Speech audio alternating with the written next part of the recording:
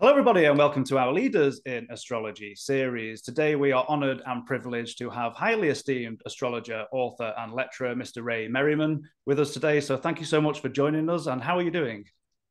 I'm doing fine, Callum. Thanks for having me today. Wonderful. I'm very excited for this interview. So, like we do with our interviews, I'd love to start at the beginning of your astrological journey. So, can you tell us how you first became interested in astrology and what that early environment was like? Okay, well, I was born an astrologer. Actually, I think astrology, I was thinking about this question before that you might ask it. I think it's important to, when you get into astrology, it has to be the right time. You have to be in the right place, and you have to be the right person, right frame of mind for this to happen.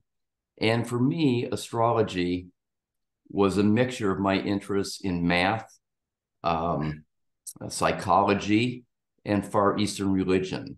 So we're talking about the middle 1960s. You know, that was the day when we were flower children, before we became hippies, before we became political activists, and I did all of that. I still do have that as a part of my own personal culture, you might say. So in the middle of my undergraduate days at Michigan State University, um, I was studying psychology, and I had a group of friends who were flower children, communes, people like myself. And they decided, a couple of them decided they're going to go to Haight-Ashbury during the Summer of Love. And I couldn't go because I had just got over an illness, hepatitis, working at the Cedar Point amusement park, which is like the Disneyland of the Middle West at the time. I caught hepatitis, so I had to sit out that term. But when I came back in the spring of 19, well, I came back in spring of 1967, and they had just come back at that time too from Haight-Ashbury, and they blew my mind. You know, they were talking about everything that was going on there. It was just exciting. I mean, yeah, we were hippies and flower children, but was going to Haight-Ashbury was like a whole nother level. Hmm. And one thing they said was everybody is into astrology. And they proceeded to bring out a little pocketbook by Ronald Davidson called Astrology. I think a fellow Englishman as well, I believe, as well. Yes, he was. He was quite well known, and that was quite a popular book. And we all sat around listening to them talk about our signs. And I was very, very interested, you know, because it seemed like with my background in psychology that I was studying, my interest was personality theory, especially abnormal personality theory, that this was like a quick fix, if you will, into psychology. It's like instant psychology. So I got really, really interested and decided to follow up on that. Well, that summer, another coincidence happened that really helped me along my path, and that was the opening of Circle Bookstore in Ann Arbor, the early ones. Michael and Stephen Earlywine opened Circle Bookstore. So I spent the whole summer break in Circle Bookstore reading Dane Rudger, Mark Evan Jones, Alan Leo, C.E.O. Carter, Margaret Hone, all the great astrologers that we recognize today. They had quite an impact upon me in that summer. So I went back in the fall to Michigan State, began my junior year, I think it was. And I began doing astrology readings for people. And they paid me. And I paid my way through the last 2 years of college, undergraduate, before I went to graduate school. That's amazing. Yeah. The next step of my evolution with astrology was, I believe that what was going on in society at that time was a cultural revolution. You know, there was a whole subculture developing here. It was flower children at the time becoming hippies. And I thought they were going to transform society. I was young and idealistic at the time, as we all were. And so I found Dr. Milton Rokeach, who was a social psychologist, well-known author at the time. And I asked him if I could administer his value survey to people that I think would prove statistically that there's something happening in society among young people that's going to transform the culture. He was very interesting because he put together the Rokeach Value Survey, which is a list of 18 long-term values, 18 short-term values. And he did it for all, different religious groups, political groups. careers, racial groups. And he had all these different, values organized according to the demographics. And I wanted to go and administer this to people who lived in communes, who had tuned in, dropped out, and turned on. Okay. So he said, we need to get at least 100 people to do this. And I said, okay. So I proceeded to go to all the communes that I knew, and even those I didn't know, in Yorktown, in Toronto, the White Panther movement in Detroit, Ann Arbor, Lansing, Chicago. I went through, all these areas, and, first of all, it's very hard to get people in communes at that time to do surveys. They were very skeptical, like, what? You're too formal. You're a suit and tie person. I had long hair, and I looked the part in that sense, but they didn't like the idea. It's too formal, like you say. But I did finally find 100 people. But the point I'm getting at here is, every commune I went to, one of the first questions they asked me is, what's your sign? What's your sun sign? And I said, wow, this culture that I'm a part of, this cultural revolution that I'm a part of, and I love it. It's exciting. It's wild, but I loved it. They're into astrology too. So that really piqued my interest. And I continued with it into graduate school. And this is the third part, and I'll leave you at this point. But that is, when I went to graduate school, focusing on abnormal psychology, I had a theory. This is like 1969. I'm already 2 years into astrology. My theory was that if you're born with the sun, moon, or Mercury in a hard aspect to Neptune, you'd probably have a higher propensity toward paranoid schizophrenia. Not that you are a paranoid schizophrenia, because 40% of the population has that. But I thought, okay, if the people who are clinically diagnosed paranoid schizophrenics have a higher frequency of well, I couldn't really tell the moon, but the sun and Mercury and a hard aspect of Mercury, but to Neptune, this would be interesting to pursue. So I found a professor who was going to sponsor that study, Dr. Max Brill at Open University. He said, well, I don't really believe in astrology, but no, he didn't even say that. This is before I even told him I was an astrologer. I just said, I wanted to show a correlation between birth dates of people and clinically diagnosed paranoid schizophrenia. And he says, I'm interested in that. I'll tell you what I'll do. I'll get you 15 birth dates of people who are clinically diagnosed paranoid schizophrenics in Clinton Valley State Hospital. And I'll give you 15 random. And you can take the whole semester and tell me which one is which. And if you're right, we can pursue this. Well, the next day I came back and said it's group A, because 13 of 15 had it. And the other one's 6 of 15, which is normal. Wow. And he says, how did you know that? So that got my so it sounds even at that early time, you still had a mind towards, okay, the background in psychology, but even a mind towards objective data, like gathering data, see if there's correlations. Obviously, that's extended to your work in financial astrology, which we'll get to. But it sounded, even at that time, you still had that mind for wanting data, wanting to figure out if there's correlations between that. It seems at that time. Yeah, that's absolutely correct. In fact, my interest in math even began around age 7 or 8. I was in 2nd grade, and I was the only one who could do math. I was the only one who could do division, multiplication. Everybody else was stuck on addition and subtraction. So they moved me up a grade. But I continued my interest in mathematics. And then, as I said, in the mid-1960s, I moved from a business background into psychology. And that was also to see the correlation between patterns of personality, or patterns in society and culture, and data, whether it's collecting data through a survey, or, as it became later on, through planetary cycles related to cycles in human activity.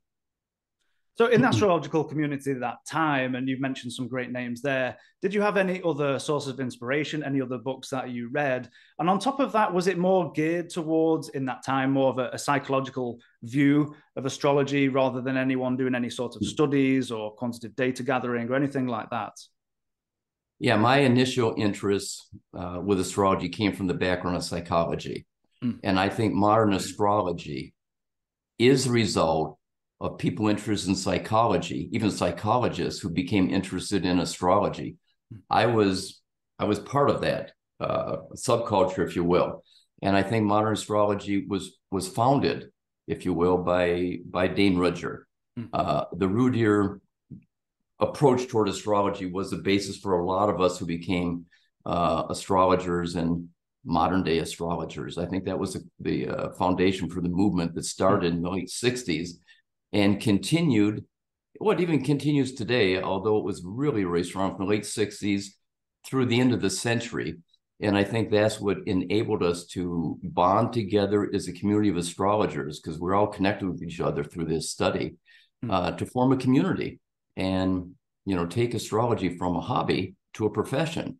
We were part of a big transformational movement in astrology that took place mostly in the 70s, 80s, and 90s.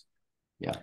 Wonderful. And your body of work, incredible body of work that spanned over 5 decades, from your books to your lectures to your work behind the scenes in terms of producing and putting together astrological conferences.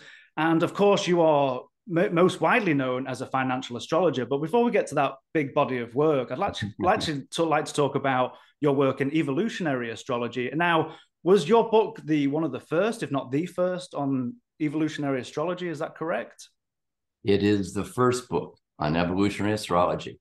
So as I got out of college, I didn't finish my my graduate degrees because I got drafted and had to do alternative service at the time. But I continued my work in astrology, and of course I was very interested in Far Eastern religion. I took a lot of classes in graduate school, and you know, the Buddhism and the Taoism, they had a tremendous effect upon me. And the thing that impressed me the most was really Carl Jung in the book of the Tao Te Ching, the Book of Changes, and Lao Tzu. And Carl Jung had made a statement that something to the effect that every moment of time has its own unique quality. Anything born in that moment takes on the quality of it. I went, aha, that's the philosophical foundation for astrology. Then I got into the yoga discipline with Paramahansa Yogananda, Kriya Yoga. And Paramahansa Yogananda's guru was Sri Yukteswar.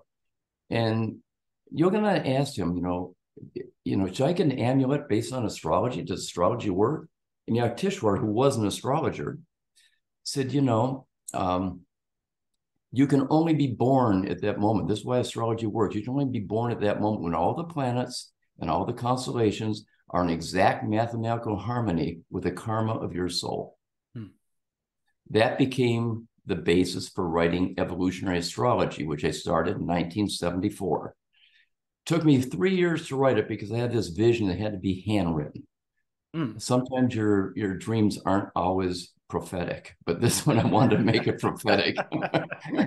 So the problem I had was finding somebody who could do it and stick with it. I found somebody who worked on it for a year and couldn't get past page 1.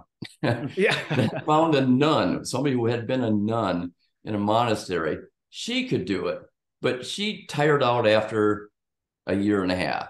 And finally, I found another lady who could complete it. So in 1977, the book got completed, 1,440 copies. That's what came to me. I had to write. Wow. That were in lithography, handwritten lithography. And they sold out in about maybe 3 or 4 years. And that started a whole movement of evolutionary astrology at that time. And that's the journey of the soul through, was the first one through the horoscope and then another one through the states of consciousness. That's correct. That one was the first one, the journey of the soul. So I'm curious to know why the importance, particularly in evolutionary astrology, of particularly the nodes. And I think even in some of those books you were talking about the Saturn transits to the angles, and also introducing midpoints at that point as well. Yeah, if every moment of time is unique, and the quality of that moment at the moment takes on the quality of the heavens, if you will, then what is the part of astrology that's most subject to changes in time? It's the angles. It's the angles. I mean, they move approximately 1 degree every 4 minutes, sometimes more, sometimes less. So the angles became the critical part here.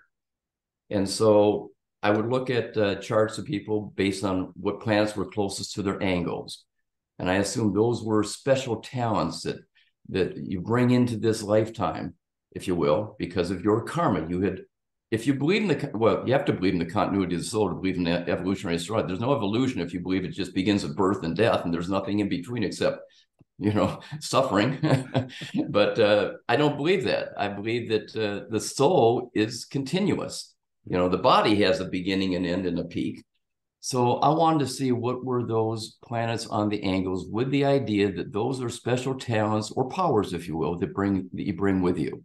So that was my theory of that. Then I had to test it, like, well, if that's the case, if really the angles are important, then planets moving over the angles should represent periods of time that represent openings for you to evolve. Okay. And what I found, what I feel I found, sensed I found, was that the further out the planets, the outer planets, when they cross an angle, they really did represent transformations, transitions, if you will, of your path, especially Uranus, Neptune, Pluto, but even Saturn. But Uranus, Neptune, Pluto were big. And then I said, well, what about the nodes? You know, that's important too. You got eclipses, you got nodes. And that was the most awesome discovery for me in evolutionary astrology, by looking at the nodes when they cross the angles. You know, it's such a brilliant theory because it still holds true to this day. I mean, I follow it and I'm just like, wow, just how powerful, how you put that together and how it resonates so well. Yeah, that was a real critical part of my own journey with understanding astrology. That the nadir, the bottom of the chart, I mean, that's the essence of it. If that's the midnight of the day, that's the essence of the soul coming into this lifetime. And so if the node, which is sort of a integration of sun, earth, and the moon, in their orbit around the earth and the orbit around the sun, the node crossing the nadir would, to me, suggest the beginning of a book. Okay, that's your first chapter. That's where you get an idea. You're inspired. You're conceiving something. So I use the node cross the nadir as conception. It's like the end of a cycle, and you know it's ending. You're not sure where you're going to go, but you know something is ending and something's beginning. So that's a conception, but it doesn't take form till it gets to the ascendant. You know, now you're coming from the night, the darkness, into the light above the horizon. So now your conception moment, your inspiration moment is beginning to take a shape, and it continues to grow toward the midheaven. That's like the peak life, one of the peak life experiences. Well, you get 3 or 4 of these in a lifetime, these cycles. So that became the basis for my nodal interpretation of transits through the horoscope, and it does read just like a book. Fascinating. And I'm so excited. I've got my nodal return next year in April. So I'm very much looking forward to see what happened in there. So, and what is your nadir? That's it. That's the beginning. That's it. Yeah. Yeah. Absolutely wonderful. And diving into that subject. And you also have a highly acclaimed book on solar returns. Now, part of that book is focusing on the solar return progress moon, and you're picking out certain dates or highlighted events that might happen throughout a year. So what was your thought process behind writing that book, and what was it about solar returns in particular that you honed interest for at that time? Well, as you know, this is a big debate in astrology. You know, what is the correct location to use for the solar return? Now, maybe I'm a bit of an arrogant individual here, but because I believe that if you are an astrologer, the crux of your belief is dependent upon time and location. You need to have an exact time, an exact location to erect the correct horoscope. Well, we know what the correct time is of your solar return. And you know where you're going to be. Well, you can go. You can be wherever you are is got to be the choice of the chart. If you're in the city you're born in, okay, no problem. You'd use your birth chart. But if you move, you got to use your residence chart, I believe. But this is the one thing that I believe maybe the cosmos, or whatever that intelligent function is that goes on out there that set our clock. You know, I believe that they gave us a choice here. They gave us a little bit of freedom of choice. And you can choose where to be at that exact moment of your solar return. And that is the chart that you construct that will be applicable for the next year. Yeah, you can move back to where you live, you can move back to where you're born, and it's like a relocation chart then. But the solar return chart is the absolute chart, I believe, of a professional astrologer. Well, I shouldn't say professional, of an astrologer of my kind of upbringing, if you will. That's the chart used because that's the time, that's the place of the event.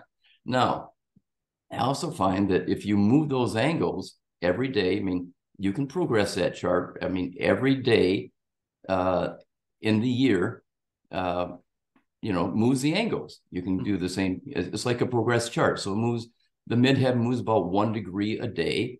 And, the planets will move then too, but especially the angles I'm looking at. If the angles move 1 degree per day, then there's a certain date that those angles are going to conjunct a planet in the solar return chart and the natal chart.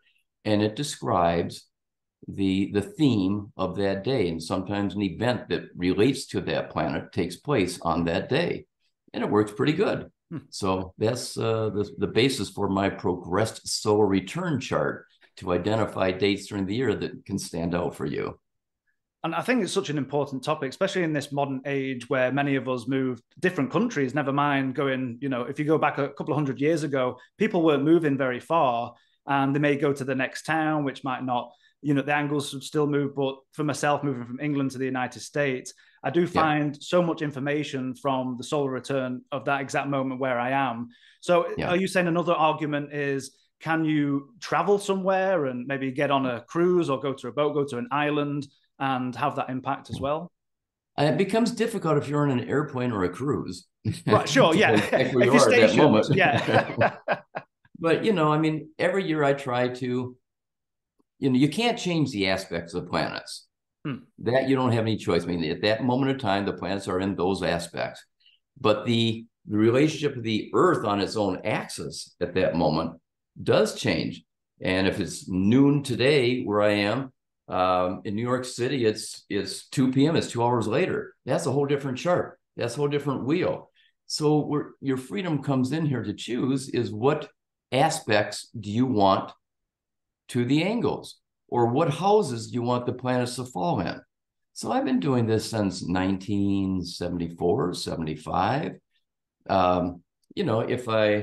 If I want to have a Jupiter year, I try to go somewhere Jupiter's rising or culminating or trining the ascendant or midheaven. If I want to have a Venus year, I do that. I always try to, get the sun in a favorable house that I want to work on that year.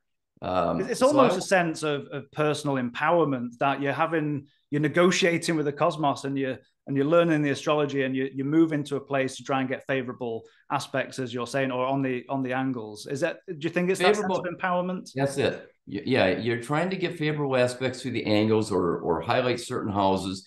I mean, you can't get out of a moon hard aspect to Saturn or hard aspect to Uranus. You got to go through that. But where do you want to go through that? Do you want to go through that in the house of marriage?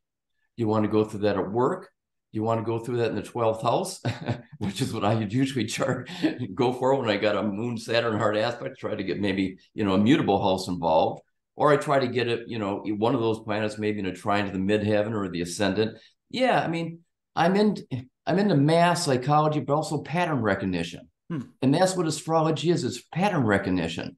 So you try to create the pattern that attracts you, that intrigues you for where you're working on in this lifetime. If you have knowledge of astrology, which I do, which you do. So yeah, some people may say it's manipulation. I think it's using your own artificial intelligence in a productive way. I like that. And a sense of free will to a certain degree as well, to try and negotiate with the cosmos. I love that. Absolutely wonderful. And people say, well, it doesn't work. Well, I mean, I only have my own life to base upon. I mean, yeah, I got a lot of people who come to me every year want me to construct a solar return that gives them the successes in the areas they want to work in and whatever. And all I can say is that I've been doing it every year for like 50 years. I have no complaints about my life. I've had a great life. And you've done very, very well. Life. So that's a good testament to the... The testament is my quality of life. I have a great life. I'm really thankful for this lifetime. And I think a lot of it has to do with choosing good solar returns. So do you use that as a standalone? Do you use it also with the natal solar? Do you combine, or do you just focus on on the move. No, I Yeah, put the natal planets into the solar return chart. I use the solar return wheel with the natal planets and the solar return planets, but the solar return wheel. Wonderful, wonderful. Yeah. So switching gears onto your vast body of work, which is, again, well known in financial astrology. So I'm curious to know the background of that. What piqued your interest in terms of markets and financial astrology? How did that all begin for you? Well, it happened almost immediately after I did the solar return book of prediction, which came out the same time Evolutionary Astrology came out. They're both written in 1977. And just a little side story on that. In 1977, when I wrote the solar return, I wrote it quickly. It just came to me. It was on my honeymoon. Actually, my wife still talks about it, and my ex-wife talks about it. They say, like, why did you spend our honeymoon writing? I'm a writer. I got Mercury in my ruling planet, the third house in Sagittarius. I'm a writer, rules my midheaven too. I like to write. Like, sorry, I can't help myself. You've got that Mercury-Uranus connection as well. So I was like, I've got to get this out. Mercury in the third house in Sagittarius, my ruling planet, opposite Uranus in the ninth house in Gemini, so it disposes it near the midheaven. I'm a writer. I love to write astrology, and I can write quick if I've got my mind set on what I want to do. Evolutionary astrology took me 3 years to write. Solar return took me 3 weeks to write. I'm curious, these brilliant ideas that come into it. Is it like a flash in the pan? Is it just ideas that pop through dreams, or you're maybe taking a walk, or does it gradually build through your mind? How does that work for you? Not really through dreams. You know, I get inspired as I write. It's like ideas start coming into focus. You know, I might start with a certain topic, and as I evolve that topic, it leads me down to other avenues, and I choose, like, well, maybe this avenue is interesting. Let's pursue this line of thought. So it's a process that starts with inspiring thoughts that start themselves by generating writing. I wake up every morning, I write. That's what I do. I wake up and I write, and ideas come to me as I write that I want to pursue further. Wonderful. Now, as far as going from evolutionary astrology and solar return into financial, so those books came out in 1977. 1 year later, a client comes to me and says, I like to play the stock market. I mean, I have a doctor who's interested in investing more heavily in the stock market and wants me to tell him if there's anything with where astrology might help. Yes, I have no understanding. I had no interest in financial markets, no background in it at all prior to 1978. But I said, you know what? If you would fund me for 1 week, from what I would consider a good weekly fee to do research on it, and you give me 20 incorporation charts and 20 of their performance over the last 5 years or so, I'll see if I can find a correlation, and I'll tell you what I find out. Well, she gave me 20 charts. She gave me 20 incorporation dates and their stock charts. And I said, well, I need a place to work now. She says, well, I know a Roman Catholic priest who would be glad to host you. And he happened to be a client of mine at the time, an astrology client, but he really loved astrology. That's amazing. Approval from the church. That's quite remarkable. He knew the Vatican, I think, had a lot of astrology books, but and he loved it himself, but he, of course, couldn't preach it. But he loved me, and he invited me up to his farm to work for a week to do my research. In the week, I gave the client 5 companies. So these 5 companies, you buy them today. This is March of 1978. If you buy them today and sell them at this time in September, let's see if it works. From what I found in the last week of research, this is what I would propose. So they did it. They put $10,000 into the market in these 5 different companies. Now, bear in mind that the Dow Jones didn't move much then. It moved from maybe 800 to 900. It didn't have much range at all in those 6 months. But at the end of the 6 months, they had made a 28% profit, which piqued my interest. That's sizable, 28%. And again, if it doesn't move that much, then that's quite a jump. It only moved from high to low, maybe 10, 12% the whole year. But they got 28% in these from these incorporation charts. So I began to do a little more research. The big turning point for me, though, came in 1980. January of 1980, gold was making an all-time high, $850 an ounce. Silver was $50 an ounce. And I was giving my lecture in Tucson, Arizona, tour.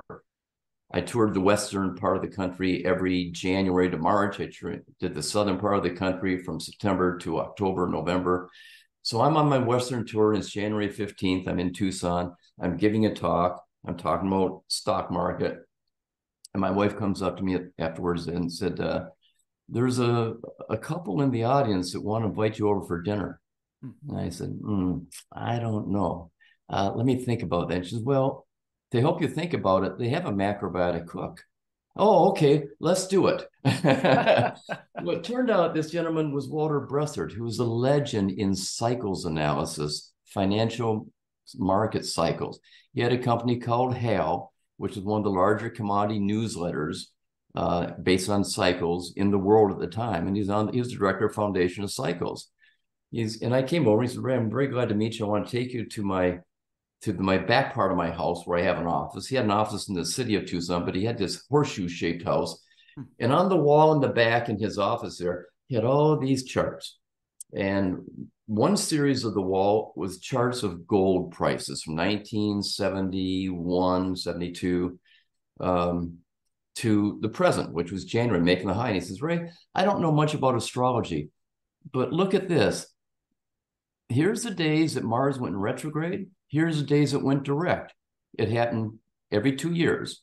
You know, it had a high and a low every 2 years on Mars. And it was exactly within a week of Mars retrograde and Mars direct. There were three retrogrades and 3 directs in that period that he showed me. And they were the high and the low of the year within a week. He said, do you think there's other things in astrology that could match up like that? I said, I don't know. He said, well, if I give you these charts and invite you to be my guest at the seminars I presented on cycles, would you see if you can find cycles related to astrology besides Mars retrograde? And I said, sure. So I went around the country with him, went to all his presentations he made for 2 or 3 years, learned about cycles, which was amazing education. I mean, what he found was incredible. And after 2 years, I finished my studies, and I think it was January of 1982. Yeah, January of 82. Maybe it was 83. I forget. And so I had the book published hardcover. It was the first quantitative study done on any financial market using planets, not sun and moon. There have been a lot of lunar studies. This is the first planetary study, basically aspects, retrograde, and directs on the gold market from 1976 to 1982. And it was only 6 years, but I found interesting studies. And it's 350 pages. I sent the book with him. He was astounded by it. He sent it to Financial News Network, where he was a regular contributor. They called me up the next day, flew me into Los Angeles the next week, put me on the Money Show, which was a 1-hour presentation with the 2 hosts who are still pretty well known on CNBC today. This is Financial News Network. I had a small newsletter at the time that had 35 clients, because I was an astrologer. I was mostly an astrologer. I had 35 clients to a gold letter. I started right.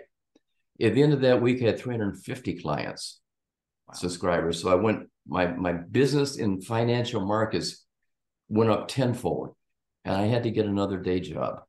Is that right? I had to do financial market analysis, and that point on. It's quite interesting when money's involved and people think they can make money. It's like, boom, let's get hold of this guy. Oh, it was huge. It was huge. And like I said, we had all those people suddenly become subscribers. I had to start looking at other markets, silver, stock market, and it just grew from there. And that was the beginning of my work as a financial astrologer. 1983 is when it really kicked off. It started in 1978 with my first research, but 1983, when that book came out and they put me on Financial News Network and I became a regular contributor, my life changed at that point. Absolutely. And it wasn't that I was into the money part. I mean, the money's good, but it's more the service. And for me, it was more the research. I mean, when I get up and write every day, what I'm writing is what I'm researching. I love to see the correlation between astrology and something that's not subjective, that it reoccurs at regular intervals of time. And the market's the most subjective way you can look at how astrology works, because every day it makes highs, lows, changes every week, every month. There's these cycles. And that gave me the idea that, you know, astrology is really the correlation of the study of planetary cycles, studies of cycles in the cosmos, to cycles in human activity. That's the definition of astrology for me. And that's what I love about what I do, seeing that correlation between human activity, especially financial markets, because it's not subjective, it's objective, and astrology. It's And I quite live for that amazing every how day. you switch gears from beginning more of a psychological background to more subjective studies or esoteric, more theoretical to more objective. As you say, you know on the day and the time where something hits an all-time high, or you're in a particular, the bottom of the market, things like that, which is very objective. So to switch gears to both ends is really quite remarkable. Well, it's quite it's quite a dilemma to go through at that time too. And I still sometimes look back and say, well, what if I hadn't chosen that path of the market? What if I had stayed just in the spiritual, the evolutionary astrology path, which I do for myself. I mean, I'm still not just a believer, but I mean, it's ingrained in my soul, if you will. I mean, that's who I am. Those principles that I learned in college, that I developed in college, those belief systems are still with me. But the excitement and the service to humanity,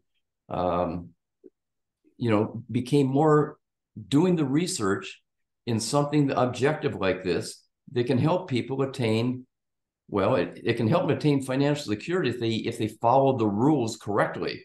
That's the biggest problem in becoming successful with financial markets, is follow a discipline. You need a plan that works, and you need the psychology to follow it. And that's where people stumble most of all. They don't have the discipline. They don't want to continue it. So talking about financial astrology, and forgive me if my terminologies are out of whack, I'm not well versed in the subject. So if you're talking about macro versus microeconomics, and from the big picture to the smaller picture, so you talk about the node cycles, you talk about outer planet movements, the slower movements of the planets, and the connections, say, between Saturn, Uranus, all these kind of things. But how does that differ from, say, maybe day traders? Are you looking at faster moving bodies such as the moon and going back to the angles? Because if they're doing the day trading or by the hour or half hour, how easy is it to do it from the micro into the bigger picture, and how does that all come together? I don't know if that question makes sense. Absolutely, it does. And astrology is one subject that can really address that, because you have short-term cycles in astrology, like the moon. Of course, you have the planet, the Earth, rotating on its axis 1 degree every 4 minutes. I don't like to trade that way. I don't want to be a slave to the screen.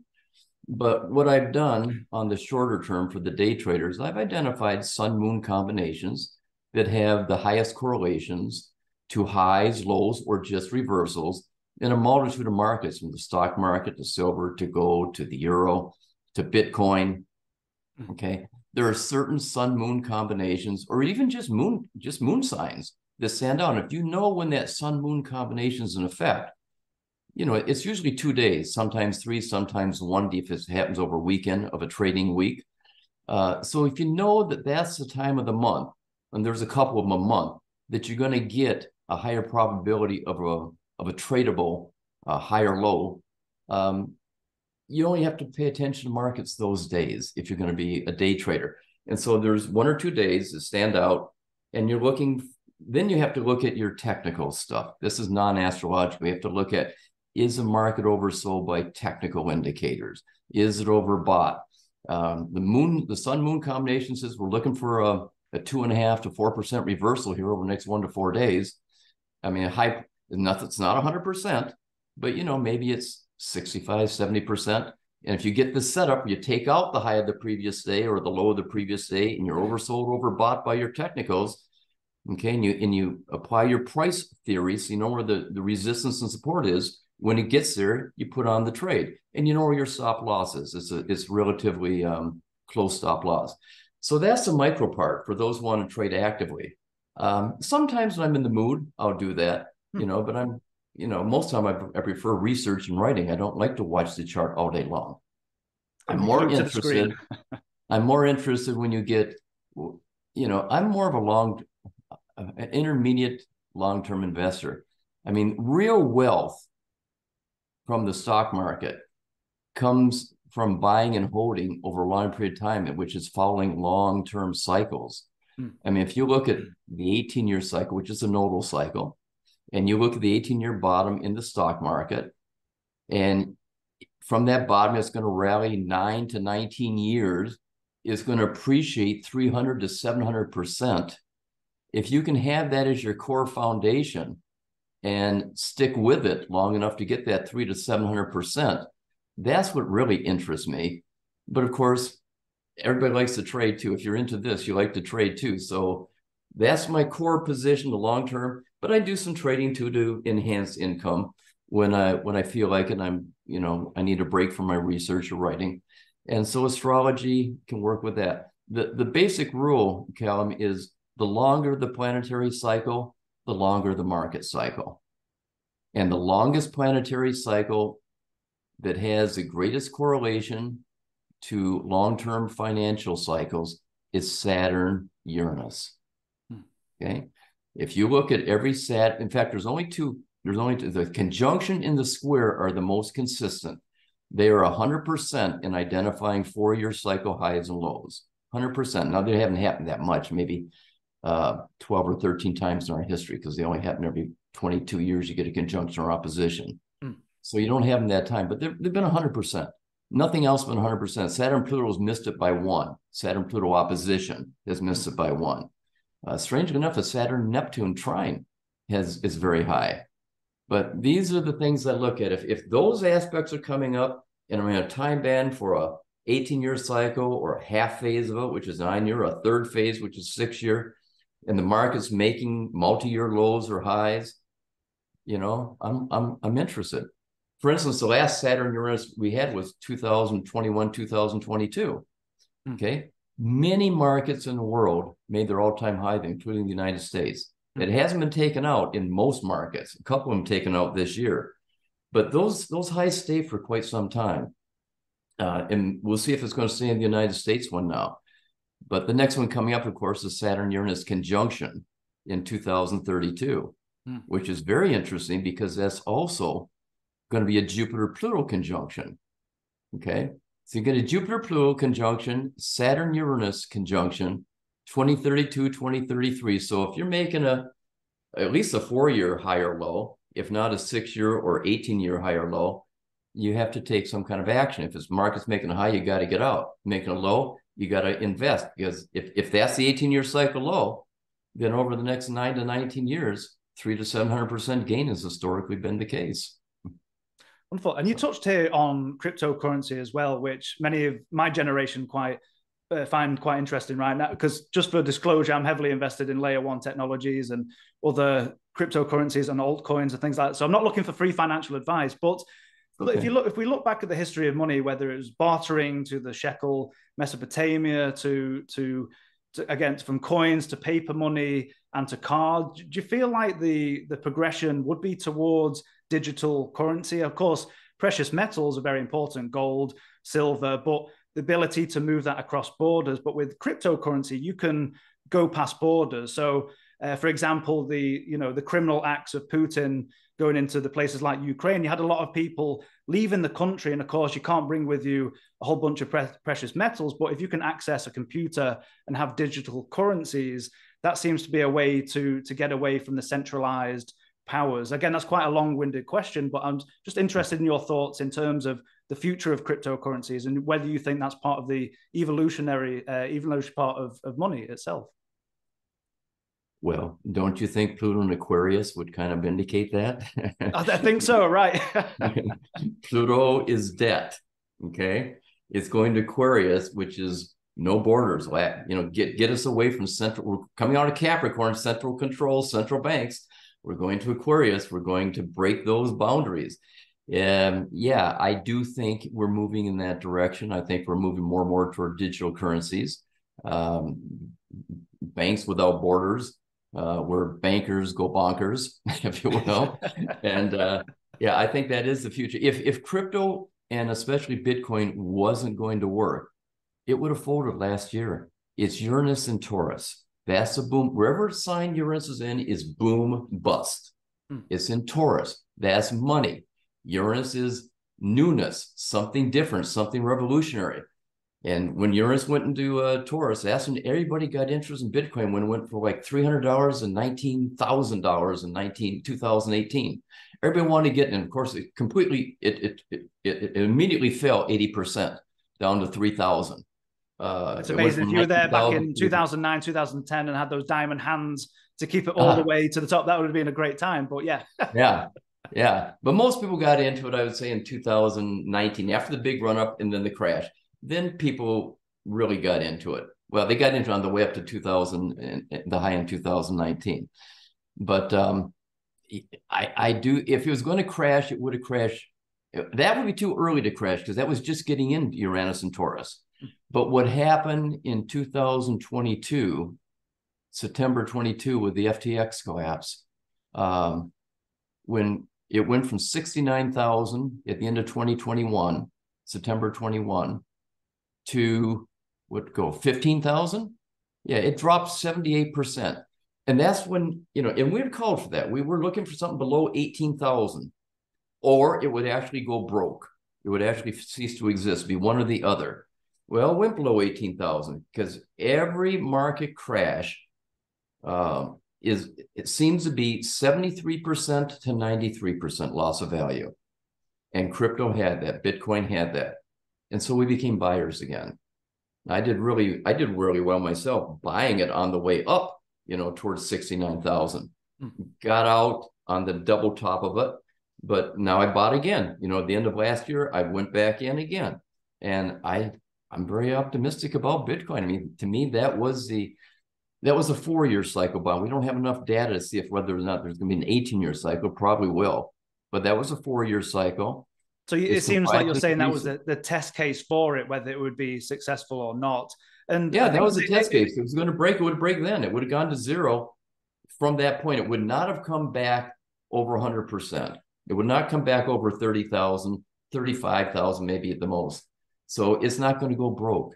It seems like people didn't really understand what it was going to be about, but it's ended up being as a case for a store of value. So, digital gold, maybe people call it. So that's really, really quite interesting in that time. Yeah. I think it's here to stay now. And I think as Pluto goes into Aquarius over the next 20 years, you'll see, the first couple of years of anything is there's still going to be debate on it. I mean, when Pluto goes from Capricorn to Aquarius, it's not a settled time, and it's a very divisive, polarized time. And you're going. It's quite interesting. You touched on centralization. So the shakeout of Sam Bankman-Fried, whatever his name was, getting caught. I think you had Celsius and Mashinsky getting taken out because really, I think it went away from the ethos of cryptocurrency, where they had centralized places that people gave up their keys over to these people to there's another person who says picking up pennies in front of freight trains. There's an expression out there where people are trying to get more money for it, but giving away their custody of their own keys to these people who obviously took and ran away with the money. So I wonder if shaking these people out now comes into the Pluto and Aquarius age for the next 20 years, whether it's about people keeping their own, custody with their own wallets and things like that, rather than giving the keys away and things like that. But yeah, I don't know for sure. What I do know for sure is that whenever large sums of money are involved, corruption is close by. And that's where Pluto serves its purpose in our solar system. It's going to reveal the corruption, and there's always going to be schemes. You always have to but you have to be concerned about protecting yourself, protecting your assets from those kinds of rogues that are out there. I mean, unfortunately, that's the nature of the beast when you come to money. And money is held in such importance in our culture throughout the world. So you got to protect yourself in that regard. And hopefully they get more and more, I don't want to say regulations, but that's probably what it ends up coming down to. More and more, structures here that protect the public from those kinds of ripoffs. And I don't even know that Sam Bankman-Fried was really a ripoff. I mean, he seems to be pretty sincere that he really, was trying to help people, and he's trying to do good things, but his actions, what he actually did was co-opted funds. He mixed the funds into his own personal use. And even if he's using it for what he thought were good deeds, it's not right to take other people's money for those kinds of decisions.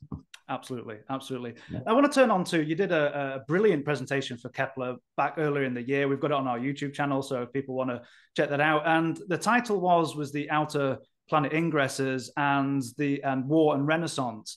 And you're talking here about, in the next few years, obviously, Pluto's dancing, tipping its toes in and out of Capricorn, but eventually getting into Aquarius full time for the next 20 years. We've got Neptune ingressing into Aries in 2025, and then we'll have Uranus dipping into Gemini as well. So you also talked about the power of 0 degrees Aquarius and that supercharged point there. So in terms of, I love how you put this presentation together. It was almost, if you see it without being too hyperbolic or being simplistic about your presentation, it seems like you're saying we've got pretty much two paths here, whether we go down the road of self-destruction through maybe nuclear war or, climate change, all the rest of it, to a renaissance, maybe where we can hone this technology for a brighter future. Now, forgive me if that doesn't play well to the presentation, but what were you trying to talk about through there? What was the meanings between that? Well, first of all, let's look at the setup here, because we're in a really, really unusual period. Is Pluto goes in Aquarius, you mentioned, Neptune in Aries, Uranus in Gemini. I mean, the three outermost planets changing signs within 2 years of each other. It hasn't happened in 300 years. And before that, it was 300 years. Okay.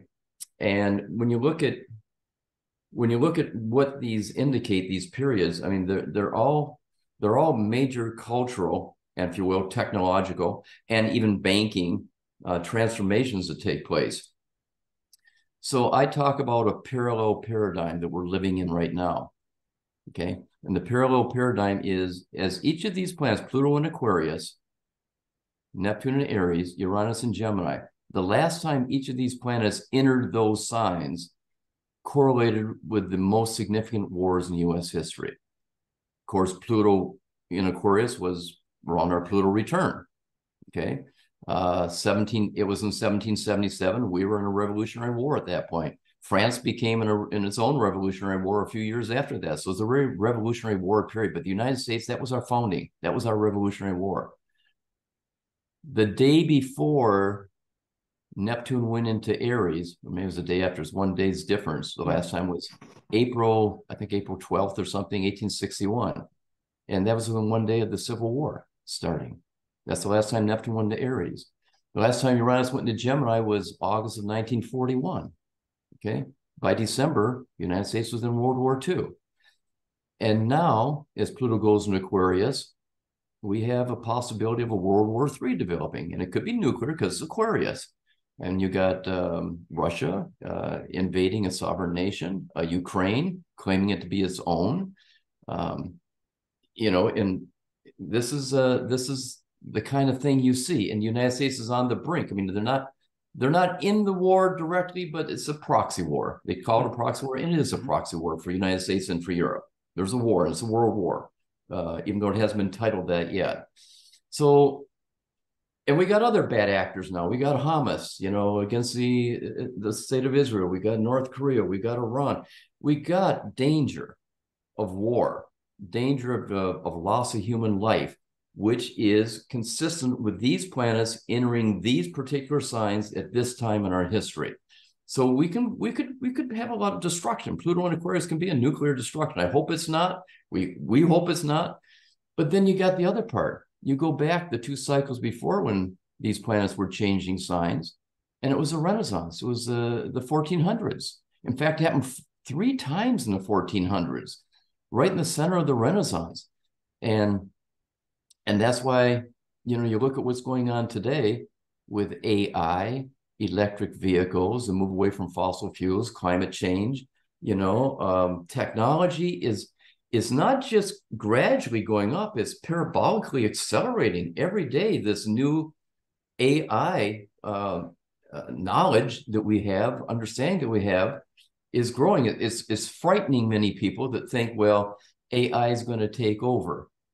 Astrologers are frightened by it because with AI, you may not have need for astrologers. You can just go to your AI companion there and ask them to give you an astrological reading. Right now, when you try to do that, AI comes out and says, well, you understand astrology is a pseudoscience. There's no scientific basis behind it. But that's going to change because you can develop your own AI familiar pet, if you will. And eventually it can be doing the readings itself. So there's a good and a bad here, if you will, two sides to this. On the one hand, it's going to make societies and governments and many of the careers we talk about much more efficient.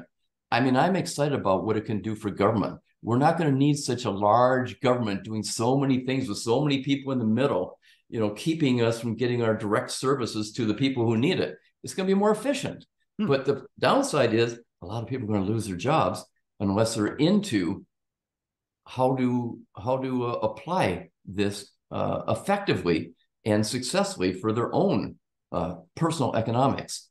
So I tend to be in that latter case. I'm excited about what AI and technology is going to do. Yeah, I see the fear, I see the warnings of it, but I don't think any machine can ever overtake the human experience and capacity for creativity.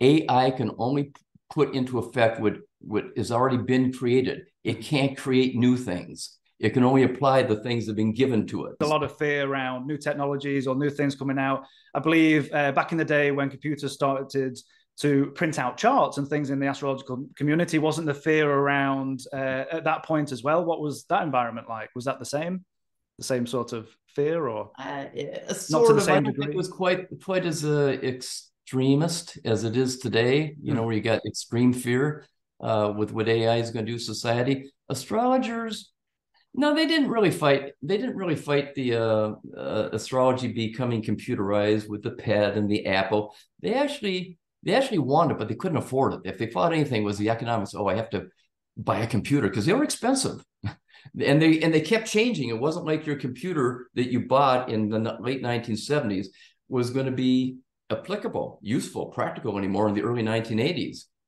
And then when astrology really took off with technology, was really the mid 1990s. That's when astrologers really began to say, wow, we really do need fast computers that are Windows based, because back then it was DOS. And by the way, that was something that I'm very proud of that we did in my role of leadership with ESAR. We sponsored the first astrology computers research conference because we recognized that astrologers they wanted to have software, and they needed to upgrade their software to get into the modern age of astrology. So I contacted all the software vendors and I convinced them to come to Indian Lakes Resort in 1996 for this astrology computers and research conference and offer all their software at least 40% off so astrologers could afford it, because the big complaint with astrologers is too expensive. And they all balked at first. They said, no, it's going to be a lost money. We can't afford it. Well, eventually one came on, then another came on, then Solar Fire came on, then Kepler came on, then Matrix came on, and they all came on. And some offered more than 40%. And we had such a good response to that. People bought 2 or 3 programs, and the programmers understood, the software vendors understood, if we get our programs out there into the community, they will tell the local astrology groups, they'll tell their fellow astrologers, and they'll become our clients too. They'll buy from us too. And that's exactly what happened. There was a huge influx of people buying, astrologers buying computer softwares in the mid 1990s. And I think we played a big role in that. That's absolutely wonderful. I remember speaking to Michael Erlewine and the fascinating history between developing software and having astrologers use these programs.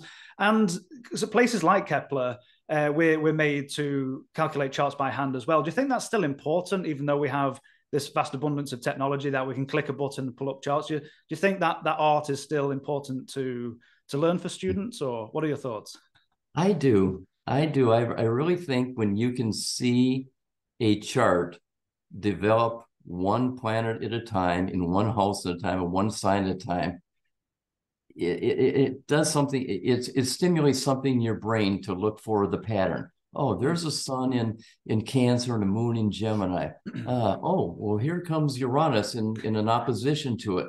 So you see the complexity of the individual developing right before your eyes as you do this. So I think there's value in teaching that. Once you've got it down, and once you've got your mind developed, where you know what the planets mean and how they interact with each other, okay, you can, you can just pull it up on a computer and look at it and get it. And you're eventually going to get there. But I think as you're starting, it's good to learn how to construct a horoscope, to watch that evolution, if you will, that growth unfold right before your eyes of that individual. I love that statement because I found it a beautiful process by, as you're saying, developing and writing out by hand, and it was almost like it's a creation. It's coming alive as you're going through. Because at first I was petrified. Right. I'm not mathematically inclined, so I was like, I don't know how I'm going to do this. But eventually, as I started practicing and going through, I was like, I absolutely love this because it brings the chart to life. And of course, you can't do it if people are seeing clients all the time. You can't be having that amount of time to do it. But that's really quite a very well. That's true. If you see 5 clients a day, as I used to do from 1972 to 1983. I was glad when the computer came on. That really did save me some time. Yeah, I bet. It was hard. I mean, each chart took 15, 30 minutes to do. So yeah, it's good to have a computer do it for you after you got along in your path. Wonderful. So you touched on there on Esau, and that brings me to another question of your incredible contributions to the astrological community over the decades, between being president multiple times, I believe, at Esau, and being involved in the creation of astrological conferences. So can you give us some history behind that and the beginnings? How did you get involved? Number one. Okay, well, first of all, in 1972, I took the AFA professional exam. And I was only 24 years old at that time, and I was told I was the first person to pass it that young. So that was a great accomplishment. Oh, I'm really a professional astrologer now. I passed the professional exam. I need to do something with this, and you start lecturing and teaching more. So a group out of Ohio came to me, the Association of Astrology, Metaphysics, and Psychic Sciences, and they wanted to have a conference. And they heard about me, and they wondered if I would help them put the conference together. My first experience, 1971, 72, and I put that conference together. It was very, very successful. I mean, they never had that many people at a conference before. I think they had 200 people. That was big for them. And they thought it was so good that they didn't need me anymore. Okay, so I was gone. But everybody who was part of that conference I invited, which were palmists, psychics, mediums, clairvoyants, astrologers, because I was interested in all of that at that time, as most astrologers are, tarot card readers, I Ching. They said, we want to do it again. We don't want to do it with that group. We want to do it with you, Ray. We enjoyed working with you. So I got 12 astrologers, maybe it was 9 to 12 astrologers together. And we called ourselves just the Aquarian Revelation Center, okay, 1973. And we put on our first conference at Walden Woods in the middle of Michigan, the lake area. And we had over 300 people come, and they loved it. And so we decided to do that every year. So for every year we had the ARC, which became the largest astrology metaphysical conference in the Midwest for several years. But during that time, now I'm a professional astrologer, I became more interested in astrology and less interested in subjective oracles. I mean, I appreciate it, but I didn't want to spend my time there. I want to do the research. I wanted to get into psychology. So we went less and less into metaphysics and more into health, if you will, and especially astrology. By 1977, we're getting 400 or 500 people together. We're getting people like Dane Rudger coming, Isabel Hickey, Lois Rodden, Zip Dobbins. I mean, all the great astrologers, Aaron Sullivan, Michael Earlywine. I'd love to be in a fly on the wall at that time. Oh, it was wonderful. It was exciting. And this went on until 1983. Our last conference, we did for 12 years. And the biggest ones we had were Michigan State University and University of Michigan. Well, something else was going on then too. This is a political part about astrology, because AFA, which I was a professional member of, was the largest conference in the world, I think, at that time. They were getting 2,500 to 3,000 people. And I went to a conference there in 1974, where I met a lot of the astrologers, Isabel Hickey, Dane Rudger. I met them all there, and started inviting them to Michigan. And then 1976, I got invited by AFA to give my first national presentation outside of the Midwest in Las Vegas. It's a very interesting part of my chapter of my life. So I'm in Las Vegas. Let me tell you a little side story that's kind of interesting too. This is where I met Rob Hand. Nobody knew Rob Hand. Nobody knew me at the time, 1976. And I'm going down to the game tables, the card tables, poker tables, and I'm Astrologers, and I'm watching this one guy who made money. And then he quit for 10 minutes, and he come back in, and he win again. And I said, who is that guy? And is he an astrologer? He said, oh yeah, that's Rob Hand. He was making money at blackjack, and by doing the angles, going to certain planets, and knowing that would be the time for him to. That's amazing. So he would fold and then go away and then come back. That's amazing. Yeah, I bet you yeah. thought I need He'd to come speak to back this a half guy. an hour later. He was timing it by what's going on, and on the angles at that moment, and he was winning. Wow. So that was my first introduction to Robert Hand. But what happened also was no-till. It was my first introduction to no-till too. Well, I guess I knew him a little bit before because he had published something I wrote on retrograde planets in psychology and astrology today. So he invited me to his room with about 5, maybe 10 other astrologers. And he brought up this idea, are you guys comfortable with the fact that AFA is charging us to speak? We're treated like any attendee. We got to pay everything, all our expenses. We got to pay to even be at the conference, and we're giving the presentations. And they got 2,500, 3,000 people, and they're charging $250 a piece. They can add it all up and say that, we're paying all this money and all of it's going over to them. Something's not right here. And he convinced me and all of us that, we're kind of being exploited as astrologers. That's how we felt. At that time. We're young. I mean, I was just going through my Saturn return at the time, but it was good for me to be there in Las Vegas. I mean, I've got to say that it did change my career, because that's where I gave my first presentation on evolutionary astrology. Only 20 people came, but they gave me a second slot where I gave the same speech again. And over 100 people came. They're standing out in the hallway. It was really, really popular. Everybody wanted to hear about it after the first 20 heard about it. And I got invitations to 90 different cities to speak, and that began my lecture tour. But it also began my political activism in astrology, because in 1976, 1978, it really began to bother me that, we're giving our services, our intellectual property, if you will, to this organization, and we're getting nothing in return. Although we did get invitations, which is valuable, but they should still pay us something. It seems like there's a lack of fairness there, where as you're saying, it takes a lot of time to put material together and maybe rehearse and do all this. If you're busy as well, also if maybe people are seeing clients or they're doing other work, so having to put all that time and money and effort together and then have to pay to actually go and do it just seems quite unfair, really. It was. That's how we saw it too. And when you think about it, I mean, why are the people there? There's only 2 reasons why they're coming there. One, the marketing, which AFA did, and 2, the quality of the presentations, which we were. We were the show. We were the one giving the lectures, if you will, and people want to learn. So we were half of the equation why AFA was successful, but we got zero payout for that. There was zero. There was no incentives at all. There weren't like hotel rooms given or any perks. No hotel rooms. So literally nothing. Wow. You had to pay for your banquet. You had to pay for everything. Wow. Yeah. So we began meeting with this. Well, I began calling astrologers together to meet when we had a chance to gather at ARC, and we talk about this. And finally, in 1982, we decided to chip in money. I think there were 20, 30 of us. I mean, Early Wine, Zip Dobbins, there was many people, astrologers, Buzz Myers, Mary March, I think. There were a lot of us. Mary March was not part of that group.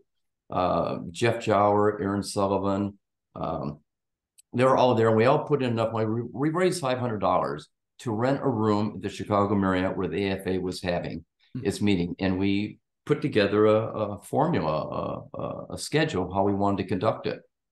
And we called ourselves PACT, P-A-C-T, Professional Astrologers Coming Together. I love that. And we made flyers, we rented the room, and we thought maybe 100 people would come. Well, it's like over 200 people came. And we talked about, I mean, people were interested in why professional astrologers are not being treated professionally, if you will. We weren't treated as professionals. Right. And so we decided to form together and call ourselves, at the time was AFAN, which we went from PACT to AFAN, which is a fan of astrology, or AFA Network. It was AFA Network before it became what it is today. And what we wanted to do was work with AFA to have our voices heard. We wanted them to allow us to at least present 2 candidates to run for the board. Not they had to be on the board, but just run for the board.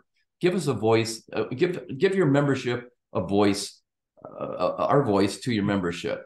And they said, sure, no problem. And said, well, you got a bit of an integrity problem, image problem, because people don't necessarily believe that your election counting is going fairly. Can we just have somebody go to monitor your election, just make sure the votes are all counted? Said, sure, no problem. Well, what happened is they didn't take any of the candidates that we asked them to consider putting on the ballot. Oh, wow. The members could vote on. They said they would, and they didn't. And we asked, well, when is the voting taking place so we can send Jeannie Long there and Jeff Anders to monitor it? They said, oh, the voting's already taken place. Sorry. But she didn't want any help on it. So we said, that's enough. So we decided at that time we're going to form AFA, which is what the Association for the AFAN Astrology. I'd have to go look what it is. I can't remember what it stands for. But anyway, AFAN formed at that point. We formed AFAN. We had the steering committee, 12 of us. And it wasn't soon after that we decided we're going to talk about having our own conference. And that's where UAC was created. At the same time, Carol Tebbs was having meetings at the SWAC conference with Neil Mickelson and Marion Marge. And Carol Tebbs was ESAR, and Neil Mickelson was NCGR. So they were meeting. And then it all kind of, the 2 groups, the AFAN itself, and then what Carol Tebbs was doing, they kind of got connected. And the 3 of the organizations got together and decided they're going to co-sponsor UAC in 1986. Oh, wow. And that was the beginning. They're going to pay the speakers a percentage of the profits that came in. They're going to cover half of the rooms, give them the banquets. And this, we loved it. And that was the beginning, I think, of a professional astrology community really coming together. The idea for it, the inspiration for it came from AFAN.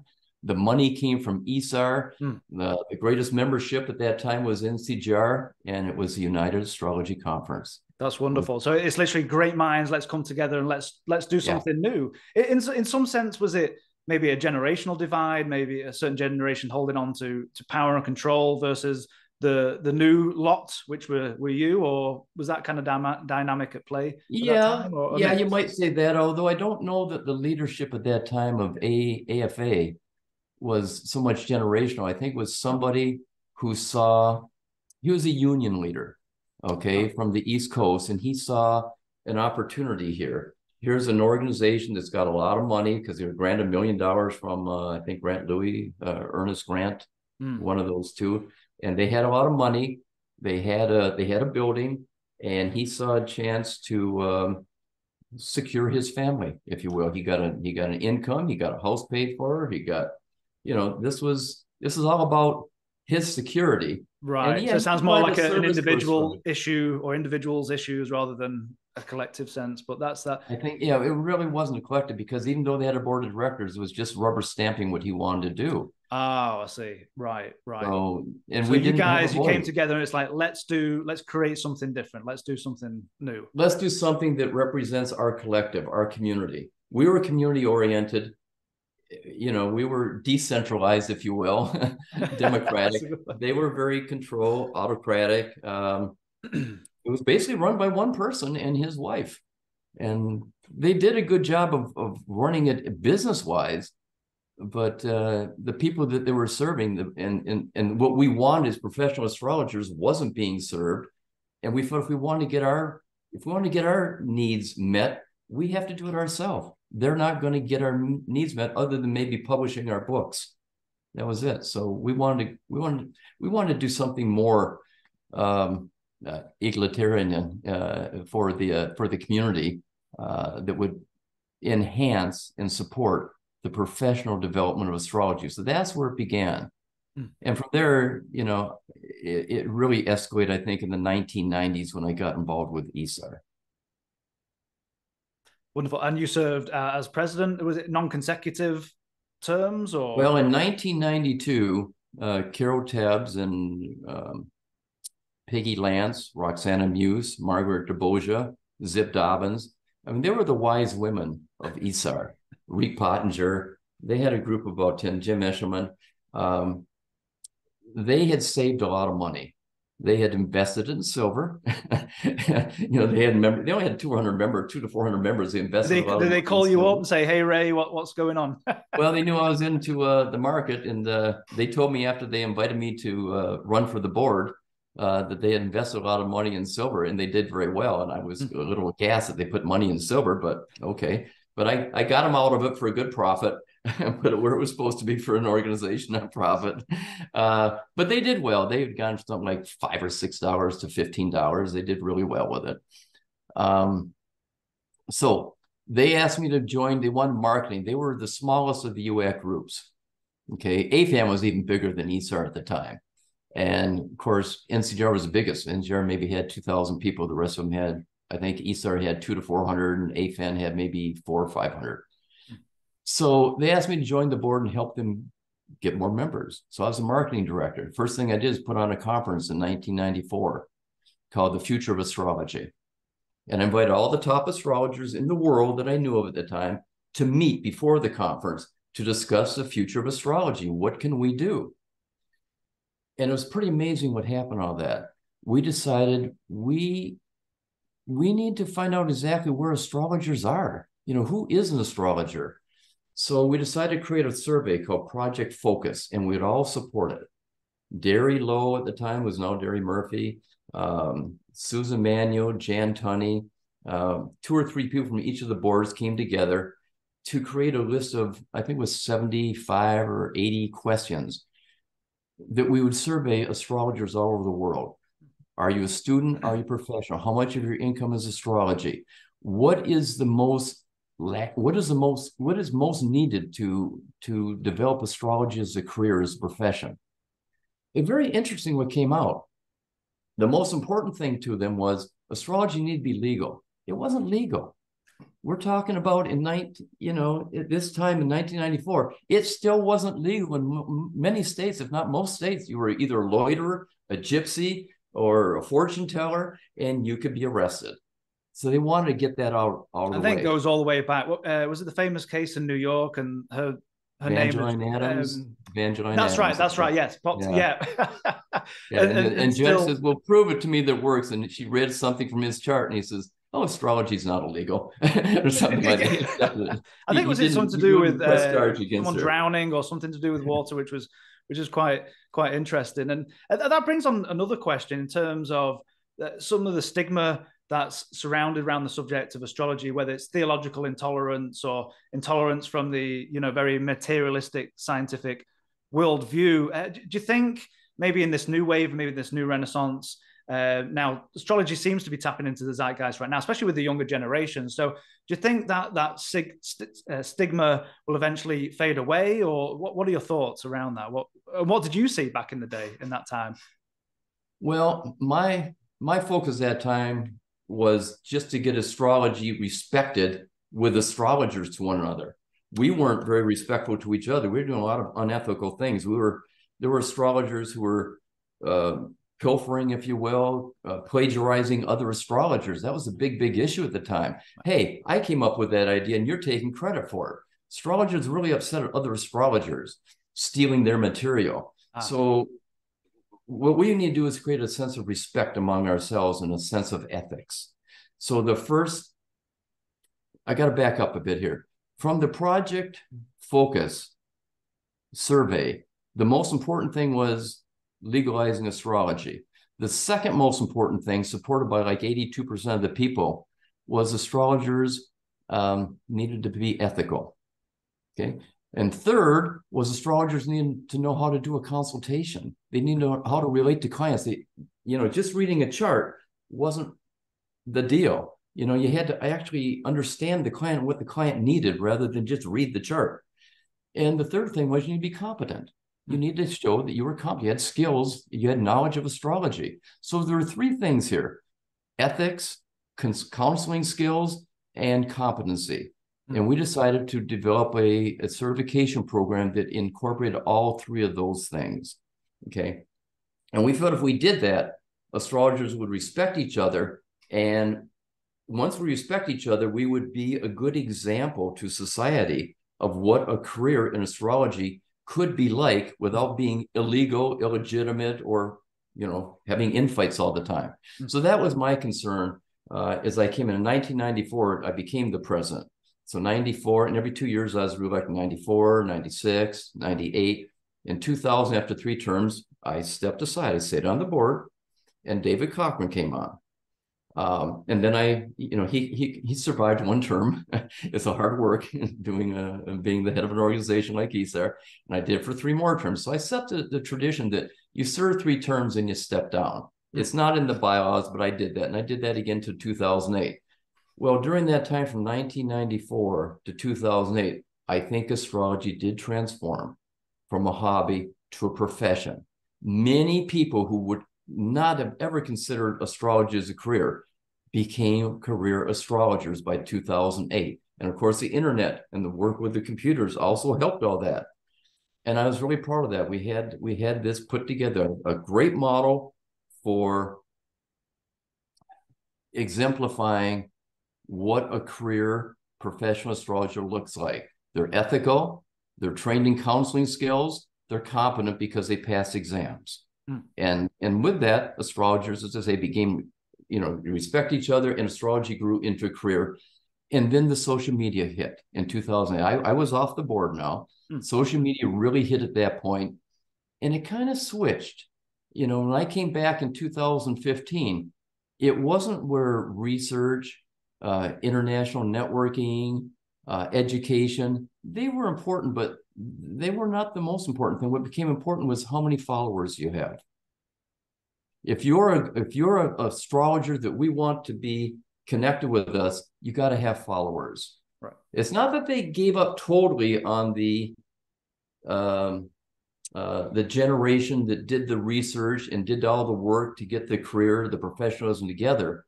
They didn't totally give that up, at least not immediately. But you could see the trend was changing. By the time I was there in 2015, it was how many followers you have. What kind of an influencer are you? If you're going to be on your board, if we're going to nominate you on the board, you have to have people who can join the astrology community and join our organization. That was sort of difficult to swallow. I thought I was coming on the board to resurrect UAC, which I did, because UAC there were 3 times UAC had folded. And I'll go back later if you want me to. This was the 3rd time. They brought me back on the board in 2015 to resurrect UAC. It took 1 phone call to John Marcusella and Lisa Shine. That's all it took, and they're ready to go. I don't know why they didn't do it. 1 phone call, UAC's back on the board again in 2018. But it sounds like the remarkable contributions you've given to astrology. It seems like your ability to go into an organization and see the bigger picture in terms of, okay, what is needed to have that sense of professionalism? So it's number one, it's legalization, it's the ethics, making sure you're doing no harm, number one. It's, putting all those together that the astrologers are competent. Can they have, are they good with the consultation skills? Okay, you might be technically brilliant, but can you sit with someone one-on-one and not speak in the astrologies, but speak in a way that is empowering the client, and again, not doing any harm, and having those skills. So your ability to go into places and again see the bigger connections, see the bigger pictures, and build that body, which I think is really quite amazing and remarkable, and a great contribution to astrology. Well, as I look back on astrology, this is one of the things I'm most proud about, is my 50 years of community service to astrology, and being part of a wonderful, colorful group of individuals who saw the same vision I saw and were willing to put forth the effort to work with me to make that transformation of astrology from a hobby to a profession. It was a remarkable journey. And that's actually another question. I mean, how difficult is it to, I think astrologers on the whole, quite a unique, and you said colorful lot, which is true. So how easy is it to get a bunch of independent-minded people to cohesively join together into groups and to work things out? I mean, is that difficult? Or Yeah, it's difficult, but I had three pillars that I required if I was going to be the leader of this organization. And they were, 1, first, you had to be harmonious to work with. I didn't want people who were there just to criticize us, just to critique us and tell us we're doing wrong without giving some constructive feedback on how we can correct it. So you had to be harmonious and willing to work together. Second, you had to be competent at what you do. If you're going to do this role, you had to know what you were doing. And third, you had to be timely. If you took on a project and didn't do it on time, we all suffered. We all had problems. And so that was what I was always focused on, those three things. And so we were fortunate because our membership bought into our program, if you will, bought into our values, and they would help us select individuals to run for the board and then be voted onto the board who had good visions and had those kind of qualities. So I had a great group of people. I'm talking about Chris McRae, Monica Domino, Glenn Perry, Dorothy Osha, Maureen Ambrose, Georgia Stathis, Carol Tebbs, of course. We had great individuals who had these qualities that made it possible to do these things. Now, I would say that when I came back in 2015, it wasn't that easy. It was split. Half the people went for research. They went for education. They were still into you need to be competent and ethical and harmonious. The other half were very much into social, cultural politics. That was very important. So I spent that whole last term as president developing policies and procedures of non-discrimination. Half the board didn't want it. Why would anybody think astrologers are discriminating? Astrology is not discriminatory, but half the board thought it was. The president before me was Giselle Terry. She was really, really good. She took our programs and she made them standard. She made them mainstream in astrology. People woke up every day and they were thinking astrology and ESAR's programs, if you will, the certification. It was a really good thing. And the connections we're making with the schools like Kepler and all the schools across the world, we were focused on education, bringing schools together. We knew the future of astrology was education. I still believe that. But there was another element that came on now that felt that social, cultural, political issues needed to be incorporated, like inclusion, diversity, non-discrimination. As I say, the other half of the board felt that wasn't important because that's not what astrology is into. Astrology is objective. But it was important to what's happening in our society. So I bridged the gap. It took 2 years, but we finally got a very extensive, thorough policy and procedures on non-discrimination and inclusion. And I'm very proud of what we did there. And I hope they're still following. I'm not that much in touch with them, but we identified racial, age, your birth sign, no discrimination. We've listed all of these things, and it was very, very inclusive. And I think we did a very, very good job. But once that was done, I realized I wanted to, my expertise really was bringing people together for conferences, networking, inclusion, and research. And I felt, it's time for me to step down. I trained somebody, Alexander Imsurgic, to take over at that point. And under his leadership, ESAR went from like 12 to 1,600 on my realm. It started at 2 to 400. I got up to 1,600. He got up over 3,000 at one point. Wow. And then his 6 years were up and he stepped down to now. So, and that's a beautiful legacy to leave as well. And again, that sense of inclusion, you're bringing people from all walks of life, whether it's cultural differences, ethnicity, all those, bringing all different minds together. And again, that's the thing about astrology. You pull up a chart. I mean, number one, you don't know if it's a person, it could be a dog or a cat, but it is an event. It's an event, exactly, and things like that. So having that inclusion and having more more diverse voices and people coming through, I think is a beautiful legacy to leave. Well, when I came on in 2015, that was a buzzword, diversity. And so the first thing I did was to appoint Demetrius Bagley as our secretary, official officer, the first Black astrologer to be an official officer of ESAR. And he was excellent. So we were focused, before I came on in 2015 and 2008, we were focused on youth. We had a great conference in 2006. We invited AYA and Moses Saragar and Michelle Gould and all the young astrologers at that time to come with us. Let us bring you in. And they did a great job. We had great meetings with them. And we're also focused on international. Our sense of diversity was international. So we went to Asia, went to Europe, went to South Africa, and we brought in all this international voice into astrology from 1994 to 2008. But in 2015, it was more diversity we're focused on, and inclusion, and we did it. Wonderful. And you're seeing the fruits of that today. That's absolutely fantastic. And you touched on there as well as competency in astrology and the importance. What are your thoughts in terms of certification? So taking exams, and you alluded to before talking about social media. So sometimes you can find YouTube channels, and I'm not trying to denigrate people, but sometimes young, fresh faces maybe, or even older, and not denigrating the younger generations, but people on there who sometimes I'll watch a video and they've got hundreds of thousands of followers and etc.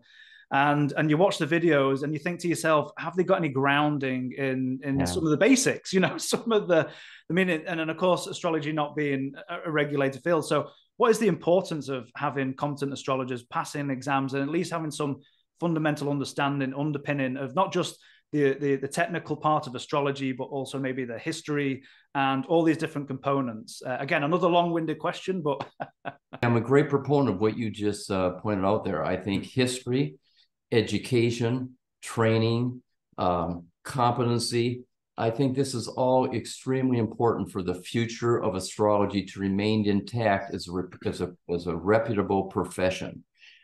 It does worry me that it seems like we're getting away from that and more into people who are influencers. I think influencing is fine if you've got the credentials, or if you've got the background, if you've got the training. People come, right now, people call themselves, and they can continue to call themselves astrologers just because they saw something online, and they know the 12 signs, they know the 10 planets, counting the sun and the moon, and they're calling themselves astrologers. But you look at some of the work, and you can tell they're not trained in the discipline of astrology that goes on at places like Kepler. Although they got fantastic study group colleges of astrology in Europe, in Asia, China, Switzerland. South America is very big. It's amazing what's going on in Buenos Aires, for instance. There is good astrology being taught all over the world. There's not a whole lot of good astrology that I'm seeing being taught in the United States, other than Kepler and Astrology University. There might be one or two others, but those to me are the two leaders. And the importance Stanley did good work too, by the way.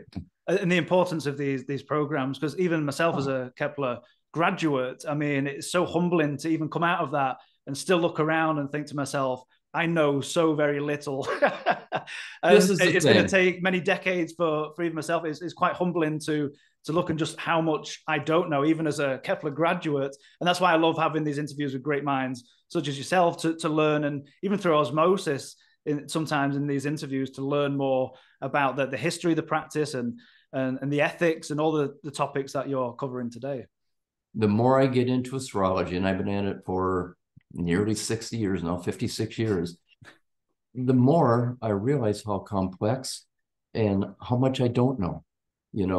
I am an astrologer, but I'm also always more so a student of astrology, continually trying to find out the correlation between behavior and planetary cycles. It never ends, and it's never easy, and it keeps getting more and more complex the more I'm into it. But it's fascinating. To me, it's like a chess match. I said you got to be the right person at the right time in the right circumstance to be ready for that opening that comes into your life. And astrology helps you understand that opening. And I think that's our role as astrologers, to inform the client when that opening is coming, and what are the choices. When that opening comes, what are the choices in their life that they can make? I have this saying that I'd rather be an astrologer with a telescope than an astrologer with a crystal ball. Because the telescope, I can see what's going on, the changing of the patterns, and seeing how they're fitting together in the universe. With a crystal ball, it's basically my interpretation of a subjective feeling I have from the information you're giving me. So I much prefer the telescope analogy for astrology. And that's kind of where I'm going with this too. I love that. Absolutely beautiful statement. I love that. And you've kind of answered it sort of before, but it was going to be another question of mine is, out of all your accomplishments, is there anything specific that you're most proud of in your time, or is it more of a collective? You kind of touched on this, but I wonder if there's anything, again, specific, or if it's more of a collective. That's a good question. Good question. Well, I'm very proud of the fact that I discovered and introduced evolutionary astrology, and where it's gone since then. I mean, got a whole community of new evolutionary astrologers that's formed. And I think they're very, very good people doing very good work in helping humanity. I'm very satisfied and proud of the work I did with bringing financial astrology into the mainstream, into Wall Street, into mainstream society. I think financial astrology is a very, very big role, and I'm glad to be like a grandfather, a godfather of that. I know there's others like Arch Crawford and William Meridian who've done great work with it, and they were in it even a little before me. But I think the work that I've done, especially the 5 volumes that I created on the ultimate book in stock market timing from 1997 to 2012, 1,600 pages of research studies identifying cycles in the market and how they correlate planetary cycles. I'm very proud of that, and I think that has really been a great boon for the study of astrology because it appeals to people's need for financial security. And I'm also very proud of my work in community services. The networking I've done, the development of the ESAR certification model, the standards we're setting, the bringing together the schools that we did in the 1990s and early 2000s. And there's a lot more work to be done there. I really do think with or without ESAR, the future of astrology is going to be the schools like Kepler and, the Balkans and Europe and Asia. All of you getting together and setting on a consensus of what these standards are that define what an astrologer is and what a professional astrologer is capable of and how they can serve society.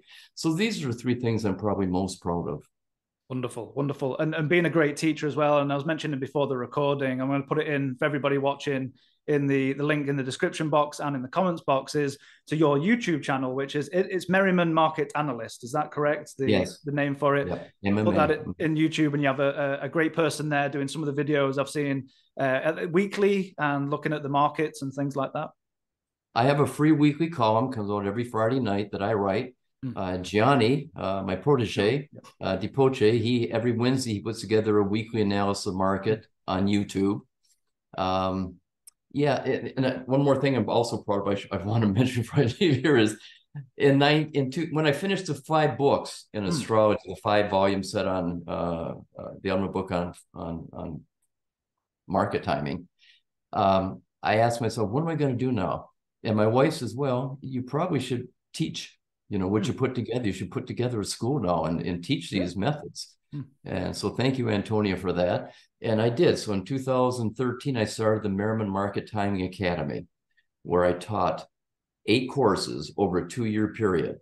And it was exhausting, but I got some really good financial astrologers developed there. And so Gianni came on, he took the course. I taught him personally myself over 2 years. And then 2020, we put on MMA 2, and now we're in the middle of MMTA 3. We have about 40 different students now.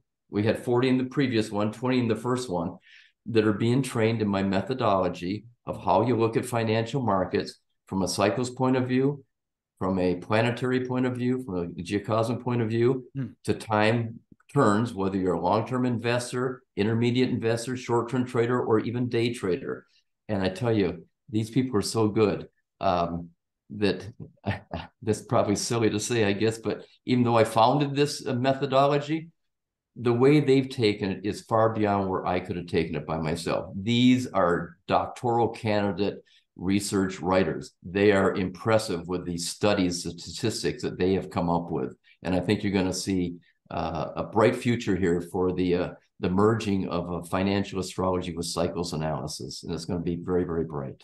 That's absolutely wonderful. I think Robert Handu said, great minds seem to lean towards astrology or go towards astrology. So having these well-educated people, a lot of well-educated people who are astrologers as well. So absolutely wonderful, a great legacy, and that's a testament to you being a great teacher and these folks going on and taking it even further, which is remarkable. Well, I have now stepped down as an analyst. I don't do my daily, weekly, monthly analysis. What I do is I've turned it over to these graduates who are really exceptional, and then I review before it gets posted what they're analyzing. Just make sure they're on target. They stay with the program. They stay with the methodology.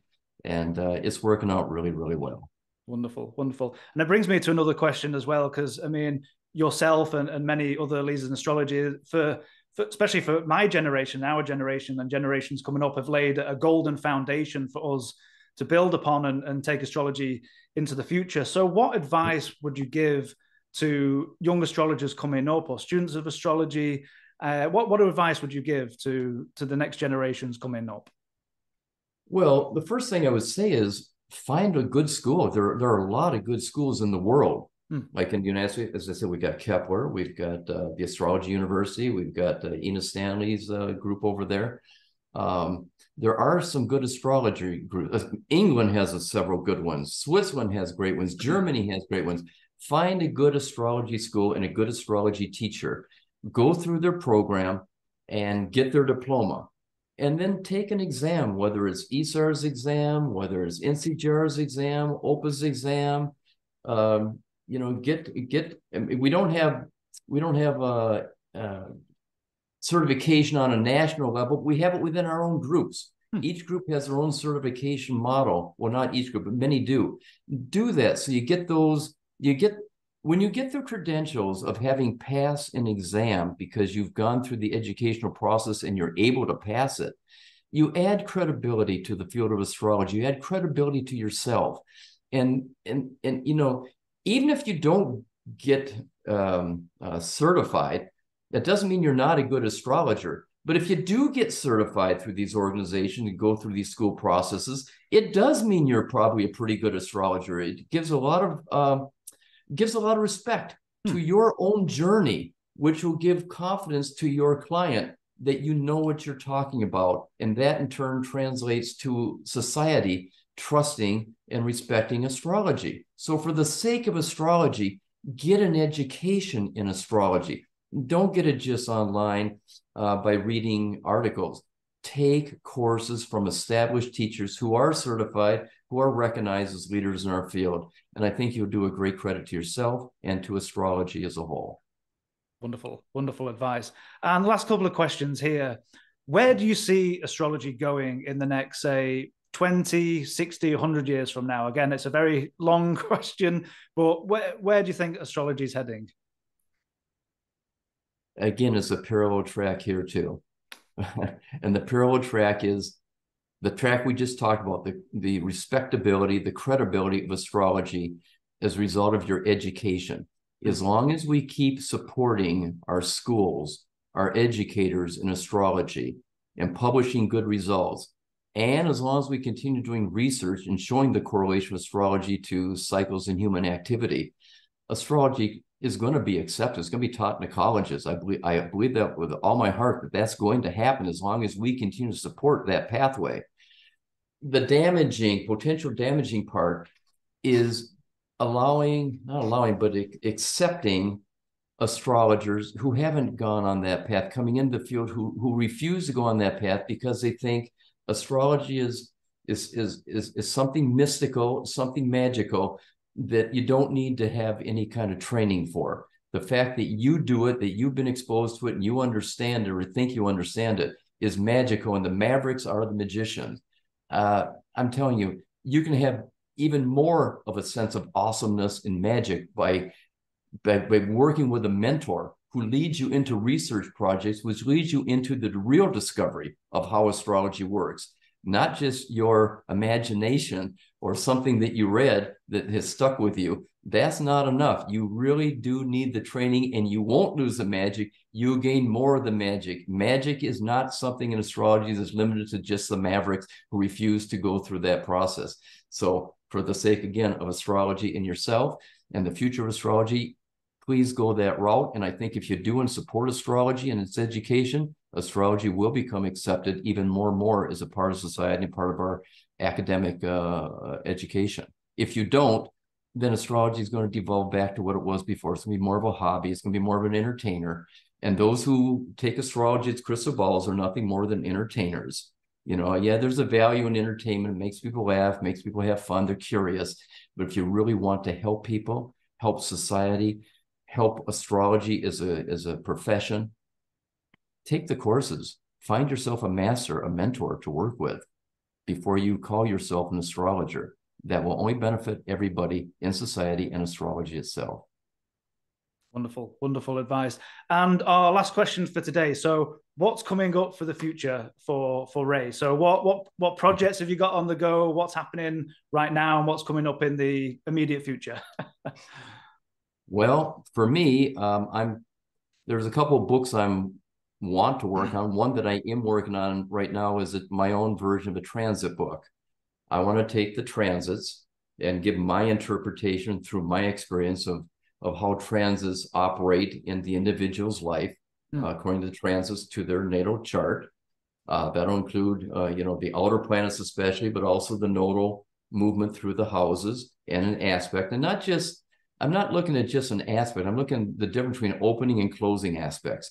The waxing square, the waxing trine, the waning square, the waning trine, which you might call opening and closing. There's a little difference in these, and I want to give my interpretation of what they mean when they come into your life. That's probably about a 2-year project to go yet.